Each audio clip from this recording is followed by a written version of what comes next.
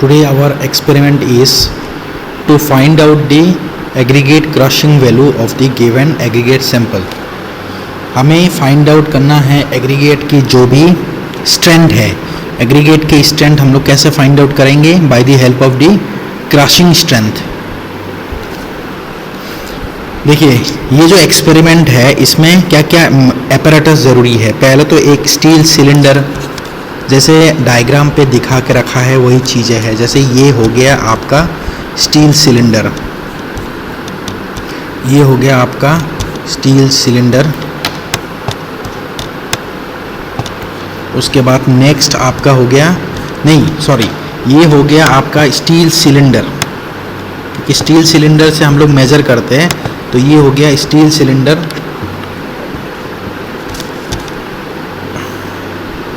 उसके बाद cylindrical measure, steel tamping rod, ये हो गया आपका स्टील टैंपिंग रॉड। उसके बाद बैलेंस चाहिए हम लोगों को, वेइंग बैलेंस, मतलब जिससे हम लोग वेट को मेजर कर पाए। फिर कंप्रेशंस कौन सा है? ये कंप्रेशन है, क्योंकि इसको हम लोग ऊपर प्रेस करेंगे, स्टील सिलेंडर के ऊपर प्रेस करेंगे। ये जो स्टील सिलेंडर है इसके ऊपर प्रेस करेंगे और हम लोग कंप्रेशन लगाएंगे। और उसके बाद IS सीव, हम लोग को सीव का ज़रूरत है। कौन कौन सा? एक हो गया 12.5 mm, एक हो गया 10 mm। ये दो पहले ज़रूरत है, ये लास्ट में ज़रूरी है 2.36 mm का। और उसके बाद टेस्टिंग मशीन कौन सा होगा? आइदर यूनिवर्सल टेस्टिंग मशीन या कंप्रेशन टेस्टिंग मशीन, दोनों में से कोई एक होने से काम चल जाएगा, या तो यूनिवर्सल टेस्टिंग मशीन या तो कंप्रेशन टेस्टिंग मशीन। देखिए ये टेस्ट क्यों ज़रूरी है? क्योंकि हम लोग रास्ते में जितने भी स्टोन्स यूज़ करते हैं उनके स्ट्रेंथ बिना जाने हुए हम लोग यूज़ नहीं कर सकते रास्ते में। क्योंकि रास्ते के ऊपर क्या होता है, गाड़ियाँ वगैरह चलता है, तो जैसे ही इसके जितने भी कोर्स एग्रीगेट है उसके ऊपर लोड आएगी तो पत्थर अगर उसकी क्रशिंग स्ट्रेंथ कम है तो वो टूटने लगेगा।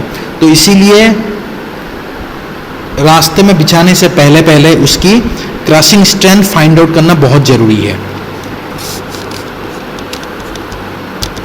नेक्स्ट प्रोसीजर क्या क्या है?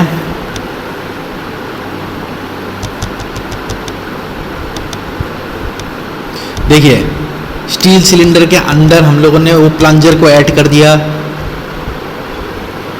प्लंजर ऐड करके इसके ऊपर यूनिवर्सल टेस्टिंग मशीन या कंप्रेशन टेस्टिंग मशीन से लोड देंगे।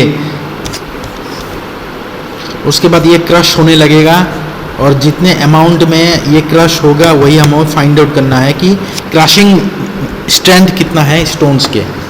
तो पहला प्रोसीजर क्या है? The aggregates which are passing 12 mm sieve and retained on 10 mm sieve, मतलब क्या है? पहले हमें जितने भी कोर्स एग्रीगेट या पत्थर को हमें कलेक्ट करना होगा। जो जितने भी पत्थर है वो क्या होगा? 12.5 mm से कम होना चाहिए और 10 mm से ज़्यादा होना चाहिए, मतलब 10 mm साइज से ज़्यादा होना चाहिए और 12.5 mm से कम होना चाहिए। उस तरीके का पत्थर हमें सिलेक्ट करना है। उसके बाद वो कैसे हम लोग सिलेक्ट करेंगे? उसके लिए हमें दो सीव लेना है 12.5 mm और 10 mm, और उनके बीच में जो भी बच जाएगा वही मतलब वही एग्रीगेट या वही पत्थरों को हम लोगों को टेस्ट करना है। उसके बाद जितने भी पत्थर रह गया उन्हीं पत्थरों को या उन्हीं एग्रीगेट्स को हम लोग सरफेस ड्राई कंडीशन में टेस्टिंग करना है। मतलब क्या है? जैसे वो जितने भी एग्रीगेट्स हैं उनके सरफेसेस ड्राई होना होगा, मतलब भीगा हुआ नहीं होना चाहिए। उसके बाद the aggregates may be heated at a temperature, अगर एग्रीगेट्स वगैरह भीगा हुआ है तो उसको क्या करेंगे? उसको ड्राई करेंगे। कैसे ड्राई करेंगे? ओवन में रख देंगे। जैसे मैंने बताया था वाटर एब्जॉर्प्शन टेस्ट में ओवन में रख देते हैं, सिमिलरली पत्थरों को ड्राई करने के लिए हमें ओवन में रखना होगा at a temperature of 100 degree centigrade 4 घंटे के लिए, for a period of 4 hours. उसके बाद उन्हीं पत्थरों को निकालना है, निकाल के रूम टेम्परेचर में कूल करना है और उसके बाद उन्हीं पत्थरों के ऊपर टेस्टिंग करना है। उसके बाद जो भी सिलिंड्रिकल मेजर है या जो भी सिलेंडर है, ये सिलेंडर है, ये सिलिंड्रिकल मेजर या जो भी सिलेंडर है, इसको अभी हम फिल करेंगे। किससे फिल करेंगे? पत्थरों से फिल करेंगे 3 लेयर में। और 3 लेयर, मतलब ये जो भी सिलिंड्रिकल मेजर है वो भर देंगे 3 लेयर से, लेकिन 3 लेयर तो पहले क्या करेंगे, जो पहला लेयर है, पहला लेयर को हम लोगों ने भर दिया कुछ अनुमान से, मतलब हम लोगों को भरना है ताकि वो 3 लेयरों में भर जाए। तो पहला लेयर भरने के बाद उसको हम लोग पत्थरों को, जब हम लोगों ने पहला लेयर भर दिया है मेजरिंग सिलेंडर के अंदर, तब पत्थरों के ऊपर हम लोगों को टैंपिंग करना होगा 25 बार by the help of the tamping rod. Tamping rod से हमें उनको टैंप करना होगा 25 बार। टैंप करने के बाद फिर दूसरा लेयर फिल करना है, फिर 25 बार टैंप करना होगा, फिर तीसरा लेयर फिल करना है, फिर उनको फिर से टैंपिंग करना होगा। हम लोगों ने जब 3 लेयर में 25-25 बार टैंप कर दिया, उसके बाद अबाउट 6 kg, फिर उसके बाद बोल क्या रहा है कि टोटल अगर हमें 2 बार टेस्ट करना है, 2 सैंपल बनानी है, तो 6.5 kg का एग्रीगेट्स ज़रूरत पड़ेगा। The test sample thus taken is then weighed. The sample weight of the same weight of the sample is taken in the repeated test. अगर हम लोगों ने एक ही बार में 2 kg वेट का सैंपल लिया है, तो दूसरी बार में भी जो दूसरा सैंपल टेस्ट करूंगा उसमें भी 2 kg का ही लेना होगा।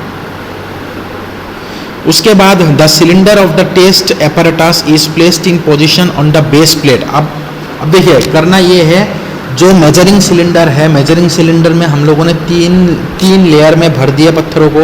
उसके बाद जितने भी मेजरिंग सिलेंडर के अंदर पत्थर है उसको ट्रांसफ़र करना होगा। कहाँ पे ट्रांसफ़र करना होगा, उसके लिए हमें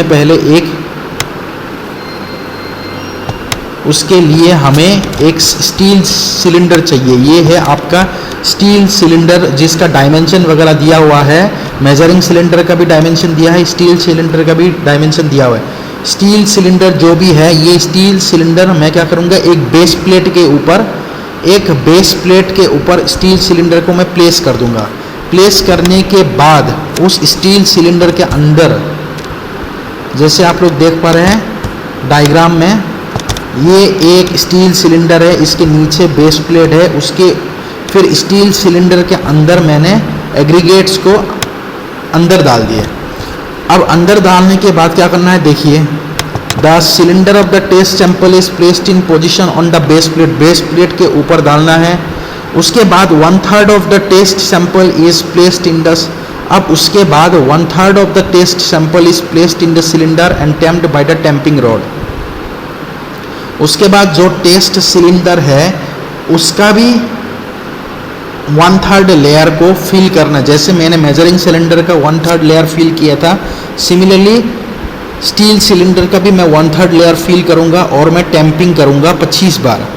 उसके बाद फिर दूसरा लेयर, फिर उसके बाद फिर तीसरा लेयर मुझे फिल करना होगा 25 बार टैम्पिंग करके। The total depth of the material in the cylinder after tamping shall however be 10 centimetre. अब सिलेंडर के अंदर 3 लेयर में मैंने जब भर दिया तो उसका जो भी हाइट हो जाएगा वो कितना हो जाएगा, 10 सेंटीमीटर। 10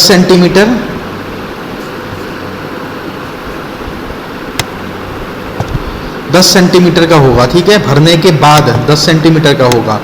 उसके बाद क्या करना है, the surface of the aggregate is levelled and the, उसके बाद जो भी सिलेंडर के अंदर मैंने डाल दिए 10 सेंटीमीटर लेयर के 3 लेयर, 10 सेंटीमीटर टोटल 3 लेयर का बना है। उसके ऊपर मुझे क्या करना होगा, थोड़ा सरफेस को लेवल करना होगा स्टील सिलेंडर के अंदर, और उसके ऊपर मुझे प्लंजर को इंसर्ट करना होगा। प्लंजर अंदर डाल देना होगा स्टील सिलेंडर के अंदर।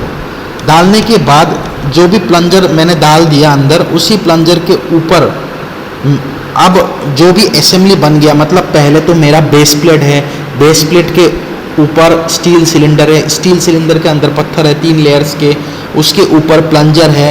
अब पूरा असेंबली को मैं क्या करूँगा, यूनिवर्सल टेस्टिंग मशीन या कंप्रेशन टेस्टिंग मशीन में रख दूंगा। रखने के बाद अब मैं क्या करूँगा, इसके ऊपर लोड अप्लाई करूँगा। Now the load is applied through the plunger at a uniform rate of 4 tons per minute.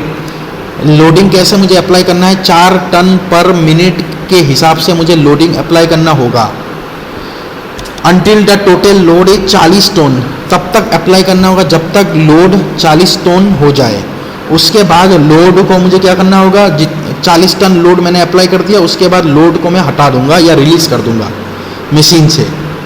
उसके बाद जितने भी एग्रीगेट स्टील सिलेंडर के अंदर प्लंजर के थ्रू क्रश हो गया, सारे एग्रीगेट्स को मैं निकालूंगा। निकाल के मैं 2.36 mm IS सीप से मैं सीविंग कर दूंगा। सीविंग करने के बाद the material will pass through the ship.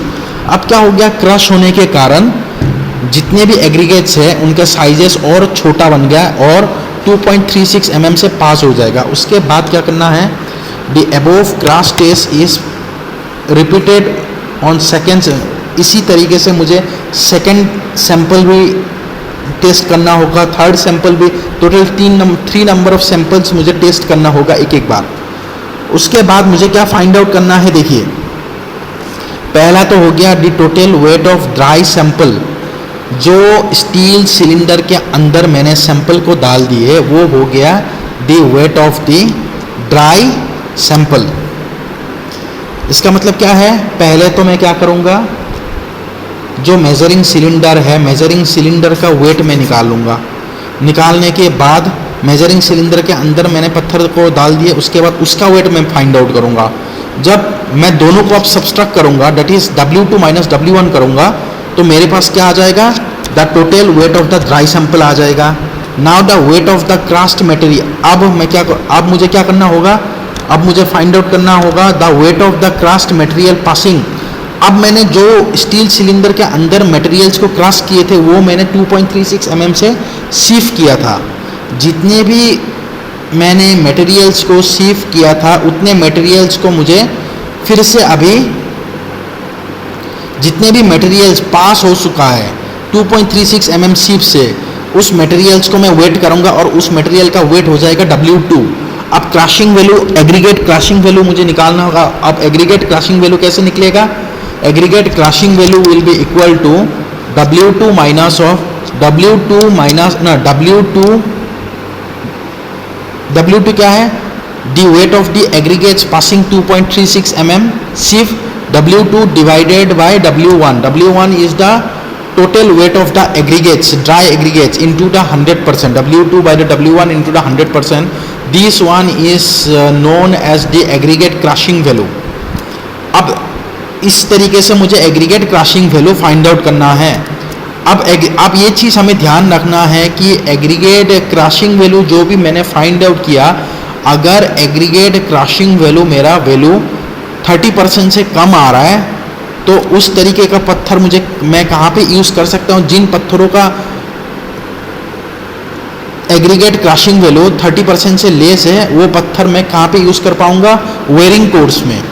और जो भी एग्रीगेट्स या पत्थर है जिसका क्रशिंग वैल्यू 45% से लेसर है वो मैं बेस कोर्स में यूज़ कर सकता हूँ। तो इस तरीके से मुझे एग्रीगेट क्रशिंग टेस्ट या aggregate crushing value find out करना है फॉर द कोर्स एग्रीगेट्स। कुछ वाइवा क्वेश्चंस है, that is what are the qualities of good building stone, क्या क्या क्वालिटीज होना चाहिए। उसके बाद नेक्स्ट है crushing strength of stone depends upon किसके ऊपर डिपेंड करता है, what are the various properties of stone. And next क्या है, what is the maximum limit of crushing strength of for building stone. जितने भी वैल्यू क्वेश्चंस हैं वो हम लोगों को देख लेना है एक बार। तो मैं फिर से एक बार आप लोगों को रिपीट कर रहा हूँ, करना क्या है, पहले तो मैं मेजरिंग सिलेंडर, पहले हमें मेजरिंग सिलेंडर लेना है। मेजरिंग सिलेंडर में मैं क्या करूँगा, एग्रीगेट्स को भर दूंगा। कौन सा एग्रीगेट्स, जितने भी एग्रीगेट्स जो 10 mm से पास हो जाए और 12.5 mm से पास हो जाए और 10 mm में रुक जाए, उतने एग्रीगेट्स मैं मेजरिंग सिलेंडर के अंदर प्लेस कर दूंगा। पहला लेयर 25 बार टैंपिंग करूंगा, फिर दूसरा लेयर फिल करूंगा, फिर 25 बार टैम्प करूंगा, फिर तीसरा लेयर प्लेस कर दिया, फिर 25 बार टैम्प करूंगा। फिर जब मेजरिंग सिलेंडर भर जाएगा फिर मुझे क्या करना है, जब उसके बाद मुझे एक बेस प्लेट लेना है, बेस प्लेट के ऊपर स्टील सिलेंडर को प्लेस करना है। अब मेजरिंग सिलेंडर से मुझे एग्रीगेट्स को स्टील सिलेंडर के अंदर डालना है। उसी तरीके से पहला लेयर 25 बार टैप करूँगा, फिर दूसरे लेयर प्लेस किया, फिर 25 बार टैप किया, फिर तीसरा लेयर प्लेस किया, फिर 25 बार टैप किया। उसके बाद तीसरा लेयर को मैं थोड़ा फ्लैट कर लूँगा या स्मूथ कर दूंगा, मतलब हाथों से ही, मतलब थोड़ा लेयर को फिनिश कर दूंगा, प्लेन कर दूंगा। प्लेन करने के बाद उसके ऊपर मैं प्लंजर को प्लेस करूंगा। अब प्लंजर प्लेस करने के बाद पूरा असेंबली का मतलब क्या है, बेस प्लेट, स्टील सिलेंडर और प्लंजर को मैं यूनिवर्सल टेस्टिंग मशीन या कंप्रेशन टेस्टिंग मशीन के ऊपर, मतलब अंदर रख दूंगा। रखने के बाद जब universal testing machine load apply करेगा, लोड अप्लाई करने के बाद 40 टन लोड तक अप्लाई करना है। जब अप्लाई हो जाएगी, होने के बाद प्लंजर को हटा देना है और उसके बाद जितने भी स्टील सिलेंडर के अंदर पत्थर वगैरह या एग्रीगेट्स वगैरह है, सभी को मैं क्या करूँगा 2.36 mm शीफ में डाल दूंगा। डालने के बाद जितने भी मटेरियल्स 2.36 mm से पास हो जाएगा, उसका वेट को नोट डाउन करना है। अब मैं क्या करूँगा, what will be the aggregate crushing value? Aggregate crushing value is equal to the weight of the aggregates passing 2.36 mm divided by weight of the aggregates which is present in the 3 layers inside the measuring cylinder. measuring cylinder के अंदर 3 layer में कितना amount of aggregates present था, उसका weight into 100% कर देंगे, तो हम लोगों के पास एग्रीगेट क्रशिंग स्ट्रेंथ या एग्रीगेट क्रशिंग वैल्यू आ जाएगा। उसके बाद एग्रीगेट क्रशिंग वैल्यू जो है 30% से कम होना चाहिए, तो वो हो जाएगा आपका बियरिंग कोर्स में यूज़ करना है। अगर 30% से कम है तो वो मैं यूज़ करूँगा वेयरिंग कोर्स में, और अगर 45% से कम है तो मैं वो यूज़ करूँगा बेस कोर्स में। वेयरिंग कोर्स और बेस कोर्स में, बेस कोर्स में कब यूज़ करूँगा, जब 45% से कम हो बेस कोर्स में यूज़ करूँगा, और जब 30% से कम हो तो मैं वेयरिंग कोर्स में यूज़ करूँगा। तो इस तरीके से मुझे एग्रीगेट क्रशिंग स्ट्रेंथ या aggregate crushing value find out करना है। Okay, thank you.